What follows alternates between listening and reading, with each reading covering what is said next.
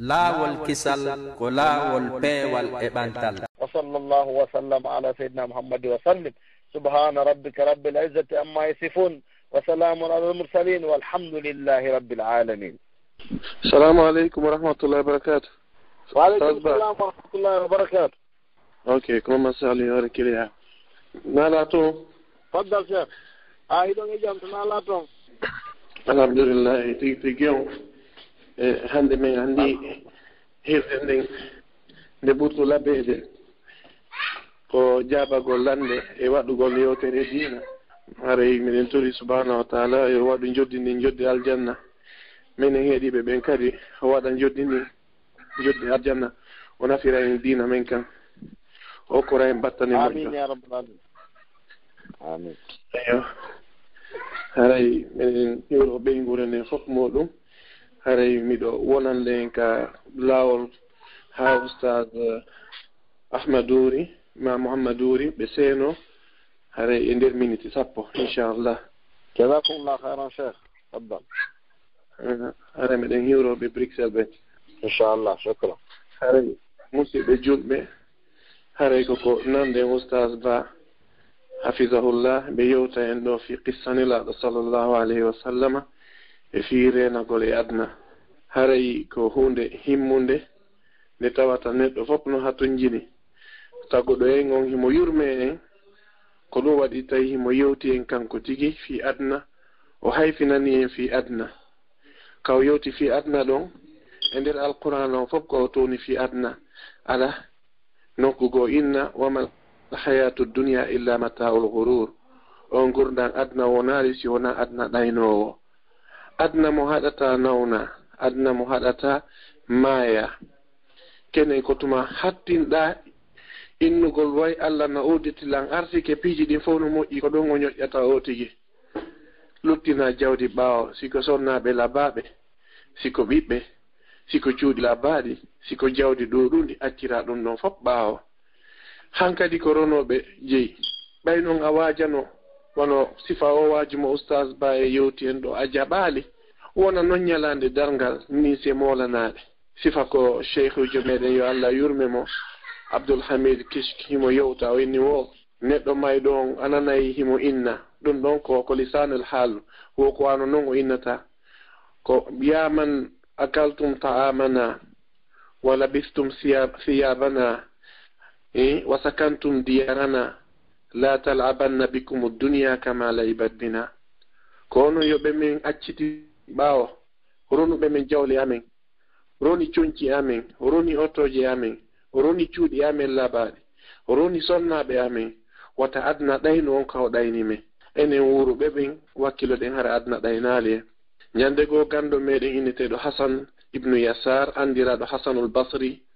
himo wonduno e suka talibajo makko ɓe rewi e nokkugo tawi fure hino wullama no mooɓi no kippi fure on o inni ko ayo suka ɗum ko talibaji makko on en inni nam o inni est ce que yiɗi walagol hande o place ɗo ka o ɗo waali ɗo no wonirɗa ɗo ni e jikkuji ma ɗin e berkoko yoɓiɗa berkoko golluɗa est ce que yiɗi tawrugol ɗum ɗo Allah berkoko golluanɗa Allah ha ka fewndino oya inni o mi yiɗa yo taw ko min waali ɗo eno mi woniri ɗo ni hande ko ɗum ɗo mo woni tawroyde Allah. Hasanul Basri innimo rahimahullahu ta'ala o inni awa anwo min wo en goto e men yiɗa yo taw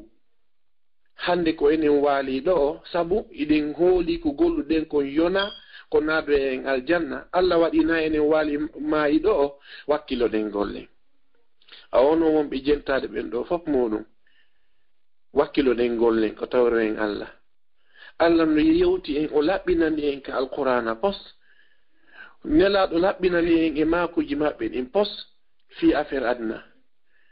ndaare wano annabi Musa ɓay yimɓe makko ɓen ɓe inni lan nasbira ala ta'amin wahidin fad'u lana rabbaka yukhrij lana mimma tunbitu al-ard min baqliha wa qithaiha wa fumiha wa adasiha wa basaliha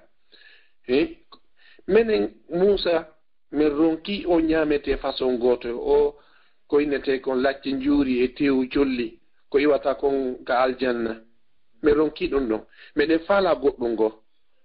ɓeɗen faala ko taka leydi immorde e kappe immorde e basalle immorde e basalle tume immorde e kakumbosi e ko nandite muɗum ko honnun annabi Musa maaki ko naade yo qissa ɗo ko daarugol fi halfere innetende adna nden ko ha honto nde hikki annabi Musa maaki atastabdiluna alladhi huwa adna billadhi huwa khayr ene on suɓi ko jaasi kon accu ɗon ko ɓuri moƴƴude kon donc yin adna koko ɓuri jaas nokkugo kadi Allah tigi harena ko annabi Musa yewti kon Allah tigi dalika alqur'ana imo sifade fi dimɗe ɗe ka aljanna o inni qutufuha dimɗe aniyatun ko joluɗum ko ɗum woni adna on ko joluɗo adna on ko joluɗo haray wallahi nde yewtere nde yewti en ɗo ɓe laaɓu reedo ɓe yewti en fi Allah ɓe sunomo ɓe wondi e muɗum on no Allah yiltiri ɓe ɓernde nden noon sabu maɓɓe ko noon Allah yiltirta ɓerɗe ɓe tawata hani fi Allah no sattani ɓe naatugol ka nder no hononete kan maɓɓe yo Allah niwinan en ɓerɗe meɗen ɗen o niwinana en nanirɗe meɗen ɗen hara si yewtama fi Allah ɗum ɗo yona en no Allah yewtir noon ka alqur'ana wa idha dhukira Allah wahdahu isma'azzat qulubu allazina la yu'minuna bil akhirah wa idha dhukira alladhina min dunihi idha hum yastabshirun wodi wobbe si tawi woni Allah kanko tun yewtama fi makko berne mabbe nde wula be ustaas be famini kambe be naati aljanna be ustaas be kayida bo be hoy be famini kayida be o sifadi halaji shaytan araki sajura o tigi berne Allah no yoti ka fi ka alqur'ana fi mudum wa idha dhukira alladhina min dunihi idha hum yastabshirun nde ɗawola hande ko El Clasico hande ko Barça Real maɗum hande ko oɗo club woni fottude ɗum ɗon on hiɓe yiɗi on kontin yewtere nden kono fi Allah on ɓe yiɗa nanugol so a inni ɓe yimowo kaarijo no ari Bruxelles hande ɓe innayi min walata hande min hewtoyali ton ɗum noon hay sikoye min halfinoye bobo hino ngalɗinimmi mi anda ha on to suninimmi min on komi yi'ata haajuji wonɗi wadde ɗin hande yimɓe ɓe yejjitino fi Allah ha tawata yejjitino ne'maji Allah ɗin yimɓe ɓe yejjitino fi Allah ha ɓe yejjitino ne'maji Allah ndaare yimɓe no maaya ƴugol Maroc ma Libi faalaɓe lumbugol caangol ngol ara leyɗe Porto ɓe ko faala tun ko naatugol taw enne noon Allah niwina ni en naatugol leyɗe Porto tawa jarnugol Allah ara nun ɗum taw a juulata hewɓe ɓen ko honno an tawroyta Allah yilti ɗon kadi hore ko a juulata kon a ñamata ko Allah faala e a ñaamu kon Allah no haɗuma beere joni buy ko ɗum woni ñamete muɗum e sukaɓe ɓen e juuɓe ɓen kadi watti jokki ɓay ɓe yiwata ka sukaɓe woni toon yilti ɗon kadi ɓe watti waɗugol tatouage ka ɓandu maɓɓe yaha yoɓoya mbuuɗi ɓe desinane ka ɓandu maɓɓe yilti ɗon kadi si haaju waɗi ɗo a yiya ɓe rondi valise je yooɓi amira oɗo compule ha lakkere loppina on ɗon ɓorta o yaha ɓortoyo on ɗo watto goɗɗum go tiro photoji ɓe naɓa ka poubelle on gonto ko Facebook woni poubelle on min miɗo tongoy ko sabu Facebook hollindiri en laawol kisal alhamdulillahi rabbil alamin no woodi woɓɓe naatuɓe Facebook ko fino moƴƴira wano créeɓe laawol kisal ko fino moƴƴira ɓe créer laawol kisal ɓe naatiri Facebook no woodi noon woɓɓe no naati nder ton ko tuma haaju watta o sabu maɓɓe koyo haaju waɗu wona worɓe wona rewɓe surtout no rewɓe ɓen yoɓo compule jowi coñci yaha haaju amira oɗa ha o loppo ɓorta on ɗon watto oɗa kadi photoji ɗin tiratte photoji 100 capanɗe 500 yuppa fop muɗum Facebook yo yimɓe habbito bimbi ndara si yimɓe ɓen commentani ɗum photoji ɗin ɓeera noon no iwde Maroc hiɓe yoolade ka ndiyam mayugol buy e maɓɓe famille on no tampi ko ittugol famille on e tampere a yejjiti musidɗo ñande torotonoɗa Allah yo Allah niwinane an kadi naata a yejjiti musidɗo ñande torotonoɗa Allah yo Allah niwinane an kadi heɓa feere no wonira a yejjiti musidɗo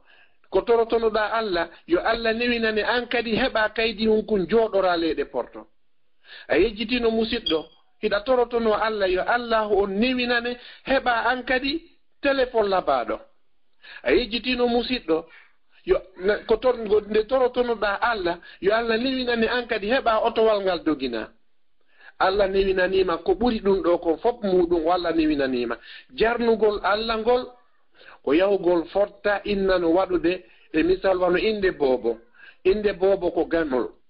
eno ɓuri si Michael Jackson invitanoma e say hake ma ko tawata musique on kaka sera lawol to wonananede e nder salon yilto ɗon mo kala no jogii tuggol kunno tiirito photo fika yuppoya ka poubelle ɗum ka Facebook no ɓorta ɗum ɗo sansa ɗum ɗa ɓorta ɗum ɗa sansa ɗum ɗa est ce que an hiɗa anditi fi Allah sifa o waji mo ustad ba yewti en ɗo est ce que an hiɗa anditi fi Allah nela sallallahu alayhi wa sallam ñandigo Seydina Umar tawi nela sallallahu alayhi wa sallam hiɓe beeli ka maɓɓe hiɓe beeli o gate falima o gate leɗɗe ɗum no naatiti e yeeso maɓɓe ngonni Seydina Umar ɓay yi'i ɗum o wulli nelaɗo maki ko honnum wullimma yo Umar o inni nelaɗo mi miijitike Kisra e Kaysar lamɓe ɓe tawata no mari jawle no jooɗi e danɗe fof muɗum hara ko kange moƴƴinira an ɓurɗo teddude e tageefo ngon ndaaru ka waaliɗa yo nelaɗo gate no ñaamuma yeeso nelaɗo ɓe maaki ala tarda an takuna lahum dunya wala nal akhira est ce que a habbaki yo taw hara ɗum ɗo woni geɓal maɓɓe ka adna enen geɓal men ngal lahira ka aljanna on tuma ɓe maaki mali walid dunya ma ana fi dunya illa ka rakibin istadalla tahta dhilli shajaratin thumma raha wa tarakaha wo min ko honno mi jogitori adna min ko honno mi woniri ka adna si wona wasi tawi woni setejo iwi ka woɗɗi mo fokkiti ka woɗɗi nange no wuli o ara ha e nokku o tawa yo fowto ɗo ngal leggal ɗo no ɗowdi hunkun no foti seeɗa o jooɗo o fowto ɗon o inni nelaɗo ɓe maaki si woni ha nange nge reppike seeɗa ɓe ƴetta cawlu maɓɓe kumɓe feƴƴa o ko noon min mi jogitori adna nane Seydina Ali radiallahu anhu weeti bimmi hiɓe dari hiɓe wulla hiɓe maapi ko honno ɓe tawroyta Allah hiɓe maaka kamɓe Seydina Ali ya duniya gurri gayri ilayya ta'arradti am ilayya tashawwaqti qad tallaqtuki thalathan fala raj'ata fiha umruki qasir وعيشك حقير من قلة الزاد وبؤد السفر ووحشة الطريق يا دنياك أي أدنى غري غيري هدو قطو هرا هدالي لامين ودوني أين قطو هرا دينا لامين غري غيري إلي تعرضتي إني كسابو أن لبرادا أم إلي تشوقتي كاكو سابو أن ستيرنا أدنى هات hakku ndeyan e ma woɗɗiki mi seliman ko neɗis min mi selno adna wo mi serima laaɓi tati ko waa ko goɗɗo enata acciti ɓeygu mum tallaqtuki salat fala rajata fiha hakkilan ala e ma min on a selan aduna umruki qasir ngurdam ma hino raɓɓiɗi o aishuki haqir ko ɗum woni wonugol e ma ko ɓittendi ton no ha ko goɗɗo go e yewtoɓe haalaji fotina ɓen o inni wo emo yewta fi adna o inni wo ra'aytu dunya tadur mi yi aduna on hino yiilo fala huzunun yadumu wala surur wona welo woni ko neɓata wona ɓittende woni ko neɓata fala huzunun yadumu wala surur وقد بنت الملوك lamɓe ɓen ɓe darni qusuran cuuɗi cappuji falam tabaqa almuluku wona cuuɗi ɗi woni ɓeddi assalamu aleykum wa rahmatullahi wa barakatuh docteur wa aleykum salam wa rahmatullahi wa barakatuh awa ko tooli moɗon ka radio meɗen laawol kisal barakallahu fikum jazakumullahu khairan laawol kisal ko laawol peewal e ɓantal